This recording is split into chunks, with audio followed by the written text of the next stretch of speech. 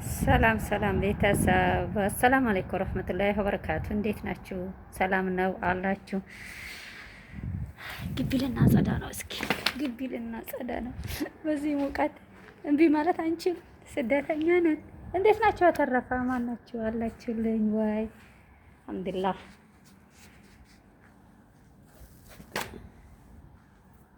ምን እንደሚያክል ያለ ላሳያችሁ ነው። እሺ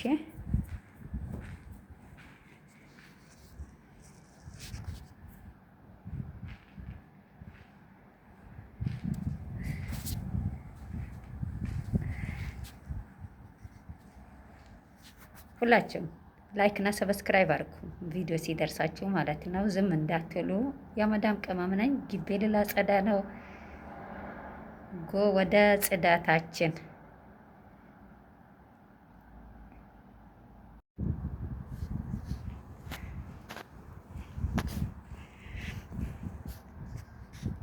አይታችሁታል። ይሄን ሁሉ ግቢ ነው አዝዱ የተባና እቺ በረንዳዋ ናት። ግቢው ደግሞ አይታችሁታል። ትልቅ ነው በጣም። ይሄ ሁሉ መኪና እንትን ብሩሽ አድርጊ ተብዬ ወይሊ የወይሊ አይታችሁታል። ኑሮ ያማርራል። ኑሮ ያማርራል በእውነት። እዚህም በኩል እኮ አለ፣ እዚህም በኩል አለ። እስኪ ይኸው አዙሪያ አምጥቼ ላሳያችሁ።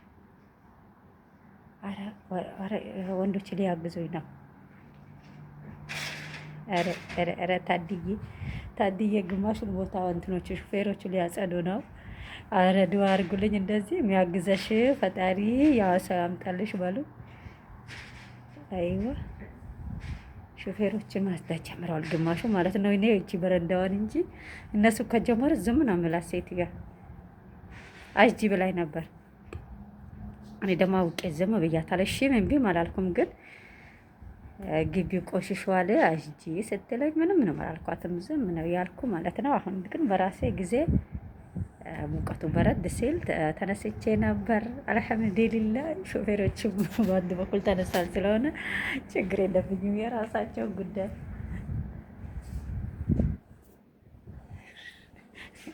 አላህ ይስጣቸው፣ አላህ ይስጠን። እንደዚህ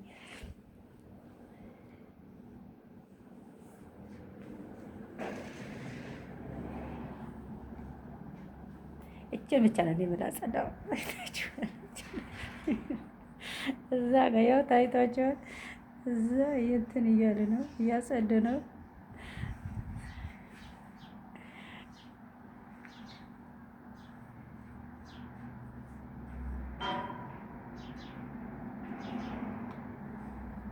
እንደዚህ አጋዥ አላህ አያጥፋባችሁ እላችኋለሁ። በጣም እንትን ብዬ ነበር፣ ግን ምላሴን ይዞልኛል። አልተናገርኩም ክፉ ነገር፣ ዝም ነው ያልኩ ማለት ነው። አጋዥ ያብዛላችሁ። ለማንኛውም በአንድ በኩል ያለውን ያጸዳላቸዋለሁ እንጂ ሁሉ ቦታ አላጸዳም። እነሱ እዚህ አካባቢ ስለጀመሩ እኔ ደግሞ ወደዚህ ያለውን ንጹህ እኮ ነው፣ ዝም ብላ ነው እንጂ ዋና ያሁን የቆሸሸ ቦታ የሚያጸዱት ንጹህ ነው። ያን በየሳምንቱ ይጸዳል። ይኸው ግቢ እኮ ብዙ ቆሸሸ የሚባል አይደለም፣ ግን እኔ ሱስ ሆኖባት እንትን በይ ብሩሽ አድርጌ አለችኝ። በቃ ምን ታረጋላችሁ? በሰው ቤት ስትኖሩ እሺ ከማለት ወደ ኋላ አትሉም። ሰው እኔ የፈራሁት ያ ቦታ ነበር። ይሄ ነጭ መኪና የቆሙበት ቦታ ነበር። እያጸዱት ነው። ተገላግያለሁ ማለት ነው። ዱአ አድርጉ። እንደዚህ በሁሉም ነገር አላህ ይገላግለን። ያው ብዙም አይደለም፣ ግቢውን ጽድት ያለ ነው ግን ስላቸው ያን ብዙም ቆሻሻ የለበትም። በየጁማው እንትን ይላል፣ ይጸዳል። ዛሬ ደግሞ ያንም ያጸዱም እኛ ወንዶች ናቸው። አንዳንዴ ነው እኛ የምናጸዳው እንጂ ሁሌ አናጸዳውም። ግን ዛሬ ደግሞ ወደ እኔ ለምን ጎራ እንዳለች ባላቅም አንዳንዴ ሾጥ አረጋቸዋል ሳ የዛኔ እሺ ማለት ነው። አሁን ደግሞ ሙቀት ስለሆነ ሙቀት ሲሆን ደግሞ ሴቶች እኔ እንጃ ለምን እንደሆነ በጣም ነው የሚንተከተክባቸው። መቀመጫ ነው ያሳጡን፣ በጣም መቀመጫ ያሳጡን፣ ይንተከተክባቸዋል ከምንም በላይ ማለት ነው። ብቻ ግን አልሐምዱሊላህ ነው። ለሰው ልጅ ፍቅርና ጤና አላህ ይስጠው። ከማንኛውም ሰው ስትኖሩ ወላሂ ፍቅር ካላችሁ መከባበር፣ መዋደድ ካለ ሁሉም ነገር ቀላል ነው። ስራ ራሱ ቢበዛባችሁ በጣም ቀላል ነው። በቃ እኛ ጋር ሁሉም በቃ እርስ በራሱ ስለሚከባበር ስለሚወዳደድ የሚዋደስ ስለሆነ ስራ ራሱ ብዛት ቢኖር በቃ በመሳቅ በመጫወት በመተባበር እናልፈዋለን። በቃ ያ ነገር በጣም ደስ ይላል እላችኋለሁኝ። እኛ አሁን ውሃ መዝለሚያ ጠጣ አለ በስንት አንዴ ነው ወይ እኛ ጠጡ ከተባን ወይ ከታመመ ወይ ከሌለ ነው እንጂ ሁሌ አናጠጣም። ግቢም እንደዛው ነው። የኛዎች ደግሞ ማሻአላ አንዳንድ ወላሂ ሙሲባ ወንዶች አሉ። እኛ ግቢ ደግሞ ያሉ ወንዶች ወላሂ በጣም ጎበዞች ናቸው። ያን ለሴት ልጅ ያዝናሉ። የሆነ ነገር እኛ ስሩ ስንባል ከበደው ነው ነገር እኛ ልንሰራ አይፈልጉም። በቃ እነሱ ናቸው እንትን የሚሉ እኛ የሆነ ነገር እንጀምራለን ብለን ወይ እንትን ስንል እነሱ እንትን ልታል ማለት ነው። አሁን ብሩሽ ይዤ ሲወጣ አየኝ ውሃ የሚያጠጣ ማለት ነው። ከዛ እራሱ ደግሞ ይዞ ወጣው መጥረግ ጀመረ። ከዋስ እኔ ደግሞ ትቼው ገባሁኝ። ከምንም በላይ ወላሂ አንዳንድ ሰው እንደዚህ እርስ በራሱ ሲተዛዘን ሲተባበር በጣም ደስ ይላላችኋለሁ። እና ሁላችሁም ደግሞ መተባበሩን መተዛዘኑን ለሰው ልጅ ፍቅር አላህ ይስጠን። ሁላችሁም ደግሞ ላይክ ሰብስክራይብ በማድረግ ተባበሩኝ እላችኋለሁ። ወደ እህቶቼ ግቤን እኔ በቃ አጸዳው ማለት ነው ዝም ብዬ የሆነ ነገር ረሳስቼ ቤት እገባለሁ። የራሷ ጉዳይ። ሰውዬው እኮ የወንዶች ነው ብለዋል። ወንዶች ያዝዱ ነው ያለ። ግን ሴትዮ ደግሞ ከኛ ጋር ሸጥ አደረጋታል። አንዳንዴ እንትን ትላለች። ብቻ ግን አልሐምዱሊላህ አጸዳው አሉ። ዞሬ ቤቴን ልገባ ነው። መረስ ይቻላል።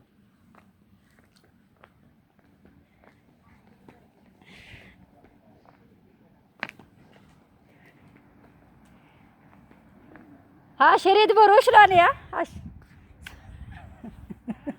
ريت بروش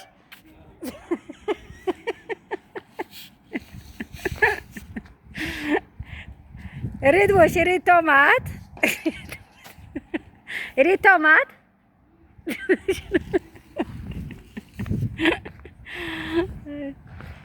ምስኪን አንድ ጠባቃለች ምሰራ ነገር ሰጣታ ነው። አሁን እንትን የምትለው ያን ማለት እንትን ነው። እራት መሰራበት ነገር የላትም። እኔ እኮ አውቄ ነው ብሩሽ ልስጥሽ መላት። በሴትዋ ተናዳለች። ዘይትና ቲማቲም የለኝም እያለች አጥሳ ዝም ብላት ወጣለች። ሴትዋ በሴትዋ ተናዳ ትልስትን ነው እኔ ብሩሽ ልስጥሽ ወይ ታጸጃለሽ ያልኳት። እና እንደዛ ነው የኛ ኑሮ እላችኋለሁ። ቤተሰቦቼ ላይክ እና ሰብስክራይብ በማድረግ ሁላችሁም እንዳትረሱኝ አባረታቱኝ እላችኋለሁ። አረ እንደው ዛሬ ደህና ነው ሰው ሙቀቱ ወላሂ ዛሬ ደህና ነው። ዛሬ በጣም አሪፍ ነው። አንድ ሰሞን ሊገድለን ነበር። ዛሬ እንደው ሲመሽ ትንሽ በረድ ይላል። እንትን ነው ጧት አቃጥል ነበር። አሁን ደግሞ ማሻአላ በረድ ብለዋል። አረ ይሞት ነበር። ይሄን ሁሉ ግቢ ማብላ ጸዳ ስንት አሁን አንድ ጊዜ ነው መሰለኝ ሁለቴ ያዝድተናል። ሁለቴ ያዝድተናል። ግን ብዙ ሆነን ነው ብቻዬን ሳይሆን ሶስትና አራት ሆነን ነው ያጸዳ ነው። አሁን ደግሞ ጁማ ስለሆነ ሁሉም ተበታትነዋል። ማንም የለም እኔን ብቻ ነው ያሉ ነበር። ግን አልሐምዱሊላህ በርበሬና አፍኘው እያለ ነበር። ፈታውታው የእውነት መላጸዳ መስሉኝ ማለት ነው። እዛ አላህ ያግዛቸው። ወንዶች ሲወጡ ትቼ አፍንጫዬን አስሬ ነው በማክስ የወጣው ነበር። ትቼው አሁን ገባሁኝ። ልገባ ነው ወደ ቤት። በቃ ወደ ጓሮ ዙሪያ ነው። ከጓሮ ነው ፊት ለፊት እነሱ እያጸዱ ነው። እኔ በጓሮ በኩል ነው ያለው እላችኋለሁኝ። እና ሁላችሁ ላይክ ሰብስክራይብ በማድረግ ተባበሩን፣ እንተባበር። ግን ሙቀት እንዴት እያደረጋችሁ ነው? የኛ አካባቢ ሙቀት ልብሳችን ከሰውነታችን ልጥፍ ብሎ አጭምቆ እያሰጣን ነው። በጣም በህይወታችን ተጫወተብን የዘንድሮ ሙቀት ደግሞ። ሁሌም ግን ዘንድሮ ነው የምንለው። ትተነው ሀገር ምንገባ ነገር የለም። ኢንሻአላህ የውስጣችን ምሻት ደግሞ አላህ አሳክቶልን ለሀገራችን አላህ ያብቃን እላችኋለሁ። ውድ ቤተሰብ እቺን መሰለች ቤት ይስጠንና ከዛ የውስጣችን ደግሞ አሳክተን ሀገራችን በሰላም እንድንገባ ዱአ አድርጉ እላችኋለሁ።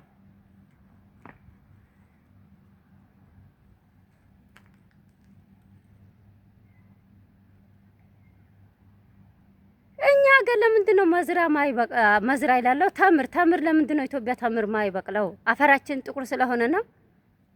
እዚህ አሁን ያው ተምር እንደ ጉድ ነው፣ እንደ በቆሎ ነው የሚበቅለው። አይታችኋል? እንደ በቆሎ።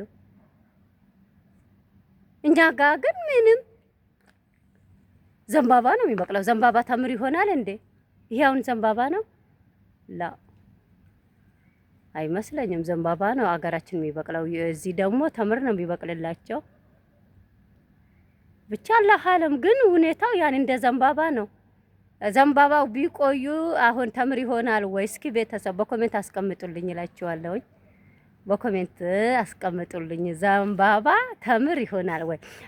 ተምር ለምንድን ነው ማይበቅለው ብዬ እኔ ጥያቄ ስላቀርብ ሰዎች የሚሉኝ ነገር ዘንባባው ነው ተምር አሉኝ። እኔ ደግሞ ውስጤ አልተቀበለም። ተምር የሆነ ነገር ቢሆን ማንም ሰው ባነካው እንደ ዘንቤልነትም ባልተጠቀሙት በክብርም ያድግም ነበር። ዘንባባ ነው ዘንባባ ነው የሚባለው።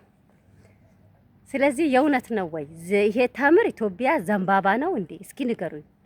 እንደዛ ተብያለሁ ብዙ ሰዎች ይሉኛል። እስኪ የእውነት ነው ንገሩኝ። ለማንም ሳታዳሉ ማለት ነው እውነቱን። እዚህ ደግሞ ምንድነው አፈራቸው ቀይ ስለሆነ ነው የሚመስለኝ። እነሱ አፈር ቀይ ነው፣ የኛ አፈር ጥቁር ስለሆነ ተምር አይመርትልንም።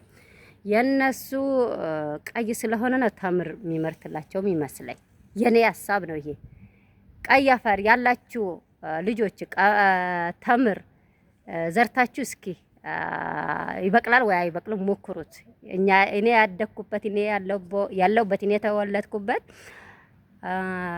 አፈር ጥቁር ነው፣ አያበቅልም። ያበቅላል ብዬ አልመኝም፣ አልሞክረውም። እዚህ ስመጣ ሁሉም ቦታ ስላየው ማለት ነው አፈሩ ቀይ ነው። ተምራቸውም እንደ ጉድ ነው የሚበቅለው። እና በተረፈ ባይ በሰላማ አላህ ከእናንተ ጋር ይሁን። ደህና ሁኑልኝ። በሰላማ ይላችኋለሁ ውድ እህቶቼ። እስኪ የእንትኑን ነገር አሳውቁኝ፣ የተምሩን ነገር እሱን እኔ ግልጽ ሊሉኝ የምፈልገው ኮሜንት ላይ አስቀምጡልኝ።